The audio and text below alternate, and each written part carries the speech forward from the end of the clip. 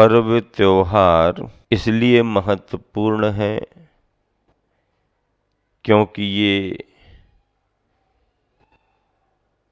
जीवन की उदासी को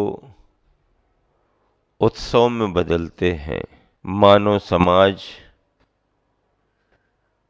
पर्व त्योहार मनाती है। सांस्कृतिक विरासत पर्व त्योहारों से जुड़ी होती है। इन पर्व त्योहारों के माध्यम से हम सभी अपनी पुरातन परंपराएं और सिद्धांतों से जुड़ते हैं। और देखिए, विशेष बात ये है कि मनुष्य ही इन पर्व त्योहारों को मनाता है। पशु पक्षी इन पर्व त्योहारों को नहीं मनाते, क्योंकि पशु पक्षी सांस्कृतिक विचारधाराओं से नहीं जुड़े हैं और पशु पक्षी उतने व्यस्त भी नहीं होते हैं। उन पर उतना बोझ, उतना तनाव भी नहीं होता है। उनकी कोई पंचायतें, कोई कमेटियां नहीं होती हैं। उनके चुनाव भी नहीं होते हैं। जिनके चुनाव होते हैं, मंदिरों की कमेटियां बनती हैं, वहां पर तनाव रहता है। चुनाव की नदी पार करने के लिए नाव की जरूरत पड़ती है और ऐसे अपने अस्त व्यस्त जीवन को व्यस्त करने के लिए पर्व त्योहार आते हैं। चाहे दिवाली हो, चाहे दशहरा हो, चाहे रक्षाबंधन हो और चाहे होली हो, पर्व के रीति रिवाज दिखाई देते हैं, लेकिन बहुत कम लोग हैं जो उन पर्वों की आत्मा को, उनके तथ्यों को पकड़ पाते हैं। और तथ्यों को पकड़े बगैर, पर्व की आत्मा का स्पर्श किए बगैर अगर हमने त्योहार मनाया, पर्व मनाया, तो केवल रस्म अदायगी के अलावा और कुछ नहीं है। जो चलता आ रहा है वही तुमने किया, जैसा चलता आ रहा है वैसा ही तुमने कर दिया, कुछ नहीं। अब तो पर्व त्योहार में बुराइयां और विकृतियां भी बहुत जुड़ती जा रही हैं। लोग उद्देश्य से भी भटक रहे हैं। कुछ थोड़े से लोग हैं जो उद्देश्य को पकड़ करके काम करते हैं, बाकी तो सब भीड़ का माहौल है। और ऐसी ऐसी बुराइयां जुड़ती जा रही हैं जिनमें पारिवारिक सामाजिक मर्यादाओं का उल्लंघन दिख रहा है, जिसमें खान पान रहन सहन की मर्यादा बिगड़ रही है, जिसमें राष्ट्रीयता का भी ध्यान नहीं रखा जा रहा है, जिसमें हमारी धर्म की भावनाओं को भी भुलाया जा रहा है और पर्यावरण का प्रदूषण भी बढ़ता जा रहा है। सबसे बड़ी बात तो ये है कि पर्व त्योहारों को मनाने में अगर हमारी प्रकृति बिगड़ रही है, हमारा पर्यावरण बिगड़ रहा है, तो बहुत बड़ी क्षति है हमारे लिए। इसलिए संभलने की जरूरत है। पर्व त्योहार मनाएं, पर पर्यावरण प्रदूषित ना हो, वैचारिक मर्यादा खंडित ना हो, मेल मिलाप हो, प्रेम का प्रवाह हो, लेकिन व्यसन मुक्त हो। व्यसनों की प्रचुरता अगर दिखे या व्यसनाधीन प्रवृत्ति दिखे तो वो पर्व त्योहार सामाजिक समरसता को खंडित करते हैं।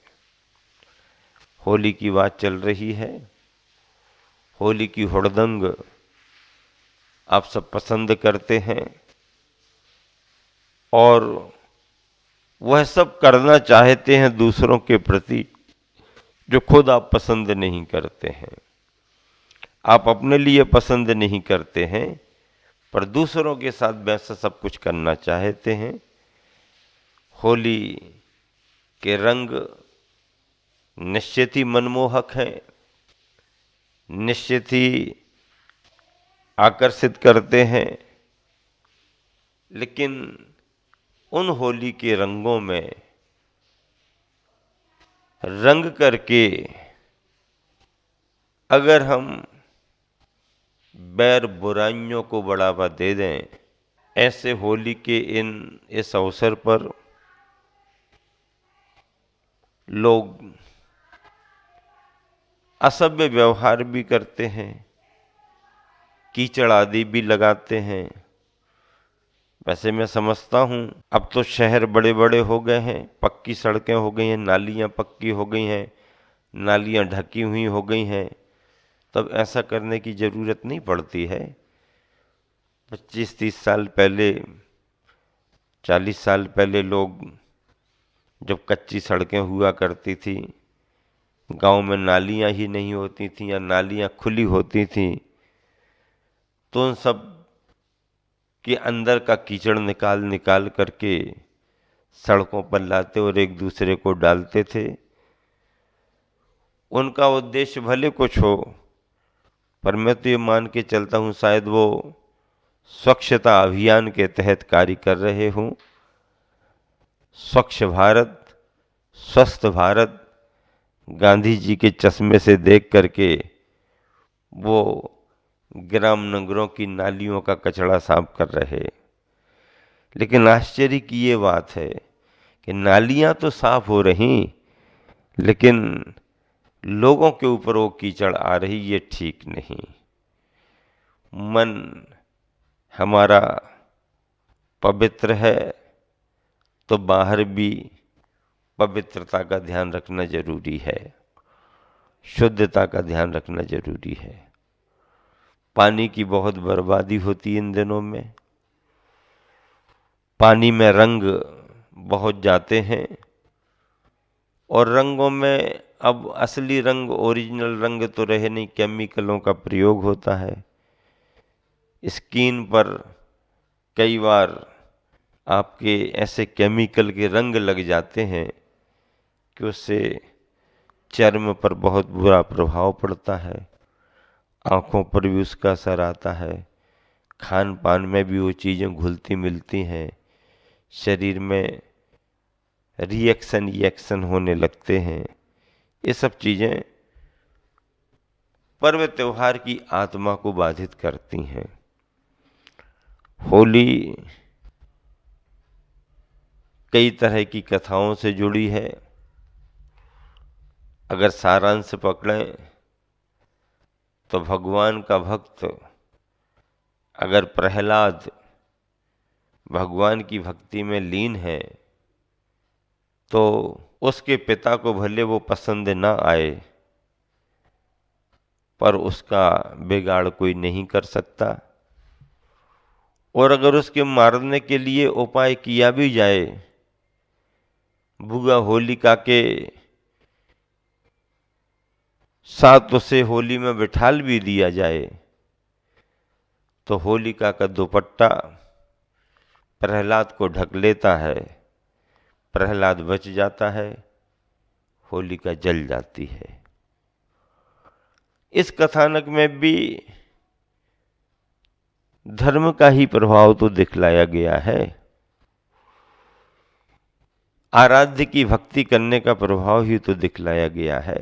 होली के नाम पर लोग निकलते थे, किसी के यहाँ से लकड़ी उठाना, किसी के यहाँ से कंडे उठाना, मना करने वाले को गाली गलौज करना, दादागिरी दिखाना, अच्छे कीमती फर्नीचर उठा करके ले आना, घर का बिगाड़ कर देना, कच्चे मकान वालों को बड़ा परेशान करना, और जो मिला लकड़ी कंडा ग्रुप बना करके झुंड इकट्ठा करके उठाना और ढेर में रख देना।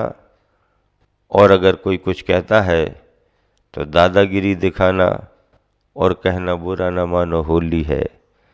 कैसे बुरा न माने आदमी जिसके घर का नुकसान हो रहा है, जिसके काम की लकड़ी, जिसके काम का कंडा तुम झुंड बना करके उठा करके ले जा रहे हो बिना उसकी आज्ञा के, बिना उसकी परमिशन के, तो ये कोई त्योहार नहीं माना जाता है।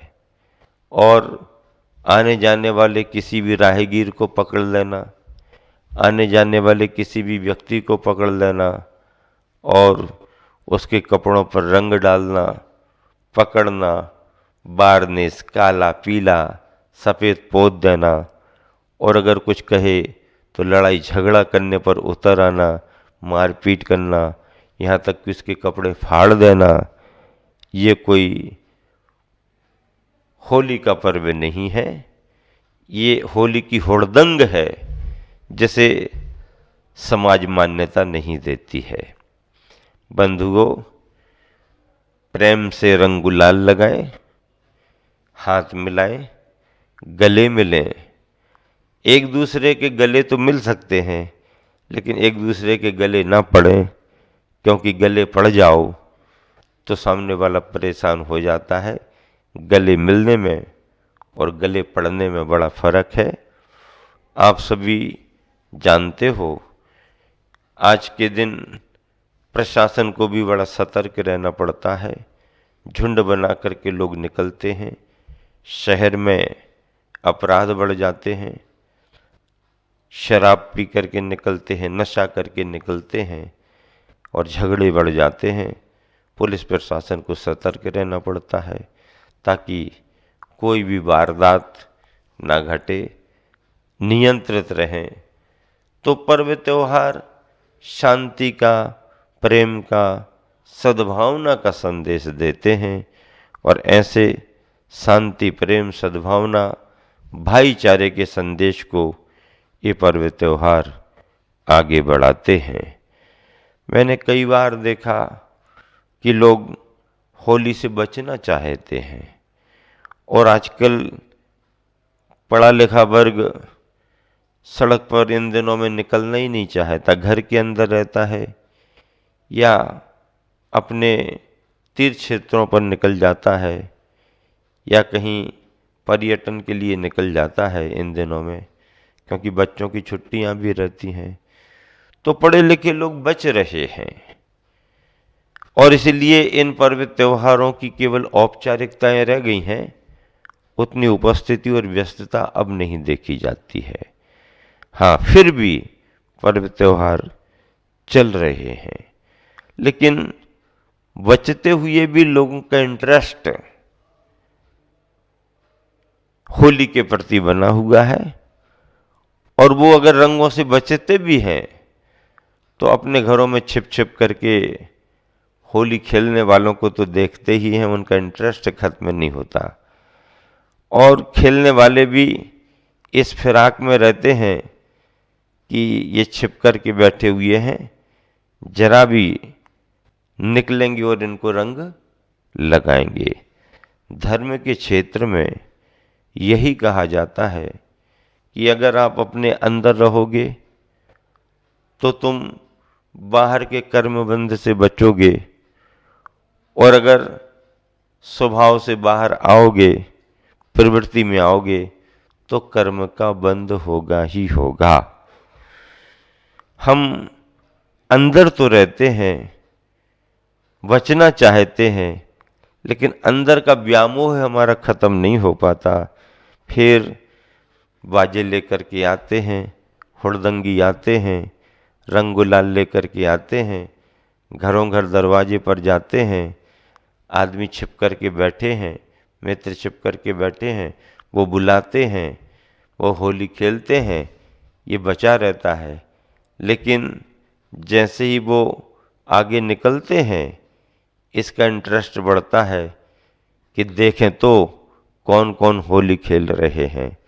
आवाज़ बहुत आ रही थी कौन कौन है, और ऐसा करके जैसे ही वो खिड़की खोल करके झांक करके देखता है तो उसके यार मित्र वहीं पहले से ही छिपे हुए खड़े रहते हैं, और जैसे ही इसने झांका मुंह निकाला उन्होंने इसका मुंह काला कर दिया, रंग लगा दिए। मुंह काला क्यों हो गया, रंग क्यों लग गया? क्योंकि तुमने खिड़की में से झांका। अगर अंदर छिपे बैठे रहते तो रंग नहीं लग पाते। तुमने झांका, तुम्हारे को रंग लग गए। धर्म के क्षेत्र में यही सिद्धांत है। तुम अपने स्वभाव स्वरूप में रहो तो तुम्हें कोई रंग लगाने वाला नहीं, और अगर स्वभाव स्वरूप से बाहर आए तो कर्मों का रंग तुम्हें लगेगा ही लगेगा। मूक माटी में गुरुवर आचार्य श्री ने लिखा, कर पर कर दो बच पाओगे। कर पर कर दो बच पाओगे, अन्यथा जेल में पच पाओगे। इसका अर्थ क्या हो गया? कर पर कर दो, कर पर कर दो, सरकार के हाथ पर कर दो यानी टैक्स रख दो तो बच पाओगे। कर पर कर दो, कर हाथ आ गया, हाथ किसका? सरकार का हाथ, प्रशासन का हाथ। उसके हाथ पर कर दो, टैक्स दे दो। कर यानी टैक्स। आपने बिजली का उपयोग किया, पानी का उपयोग किया, साफ सफाई कर्मी आपके यहाँ आकर के सफाई करके गए। नगर में हो आप, नगर पालिका है, नगर निगम है, ग्राम पंचायत है, आपने अपने गांव की सुविधाओं का उपभोग किया, आपने कनेक्शन लिए, आपको बिल देना पड़ेगा। कर पर कर दो बच पाओगे, अन्यथा अगर टैक्स नहीं भरा कनेक्शन कट, जेल में चले जाओ, बंद हो जाओ। कर पर कर दो बच पाओगे, नहीं तो अन्यथा जेल में पच पाओगे। ये सामाजिक संदेश है। आध्यात्मिक संदेश क्या है? कर पर कर दो, कर पर कर दो, कर पर कर दो, हाथ पर हाथ रखो, हाथ पर हाथ रखो, कर पर कर दो बच पाओगे। मतलब ये है, हाथ पर हाथ रख करके ध्यान में बैठ जाओ। ये योग मुद्रा है, ये साधना की मुद्रा है, ये मन वचन काय को एकाग्र करने की मुद्रा है। इसके लिए आपने कर पर कर दिया तो कर पर कर दो बच पाओगे, अन्यथा कर्म के बंध में आप जेल में पड़े रहोगे। संसार की जेल कर्म का बंध। इसलिए कर पर कर दो बच पाओगे, अन्यथा जेल में पच पाओगे।